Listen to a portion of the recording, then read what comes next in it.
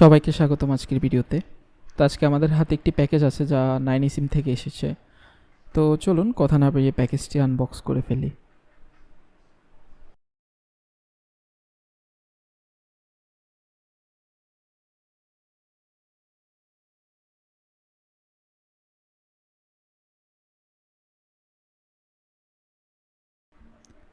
বক্সের ভিতরে আমরা আলাদা দুটি প্যাকেজ পেলাম। তো একটি হলো কার্ড রিডার, এটি হলো কার্ড রিডার। চলুন এটা খোলা যাক।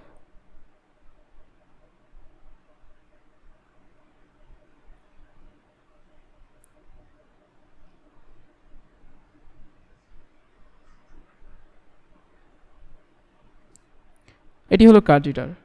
যেসব ডিভাইসে 9eSIM ডিরেক্টলি সাপোর্ট করে না, ওই সব ডিভাইসে সিম রাইট করার জন্য কার্ড রিডারটি দরকার। এটি দিয়ে আপনারা এই সিমটি রাইট করতে পারবেন, এবং এর সাথে একটি অ্যাডাপ্টার দেওয়া আছে যা পিসিতে ইউজ করার জন্য প্রয়োজন পড়তে পারে। চলুন এখন সিম কার্ডটি আনবক্স করা যাক। তো ভিতরে আমরা একটি সিম কার্ড পেলাম, প্রথমে আরেকটি সিম ইজেকশন পিন, এবং এটা হলো সে 9eSIM ভার্সন 3, এবং এটাতে সর্বোচ্চ 50টি সিম রাখা যায়, এবং এটার স্টোরেজ ক্যাপাসিটি হলো 1.5 মেগাবাইট। তো আপনাদের মনে একটা প্রশ্ন আসতেই পারে যে এই সিমটির কাজ কি আর এটি দিয়ে কী করে। তো সহজ ভাষায় বলতে গেলে এটি একটি ফিজিক্যাল ইসিম, মানে দেখতে সাধারণ সিমের মতো হলেও এটি আসলে একটি ইসিম। এর ভিতরে ইসিম প্রোফাইল রাখা যায়। তো ধরুন আপনার ফোনে ইসিম সাপোর্ট করে না, কিন্তু এই সিমটা ব্যবহার করে আপনি আপনার ফোনে ইসিম চালাতে পারবেন। তো একটি অ্যাপ আছে, ওই অ্যাপ থেকে আপনারা খুব সহজে আপনাদের যে ইসিমের কিওয়ার্ডটা আছে ওটা স্ক্যান করে আপনারা ভিতরে এই সিমের প্রোফাইল স্টোর করতে পারবেন, এবং যখন যে প্রোফাইল দরকার, আপনার যে সিম দরকার, আপনারা সুইচ করতে পারবেন অ্যাপ থেকেই।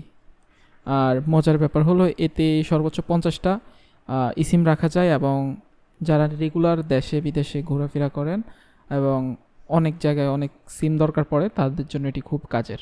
তারা চাইলে এটি ব্যবহার করে আপনারা অনেকগুলো সিম স্টোর করতে পারেন এবং সুইচ করতে পারবেন।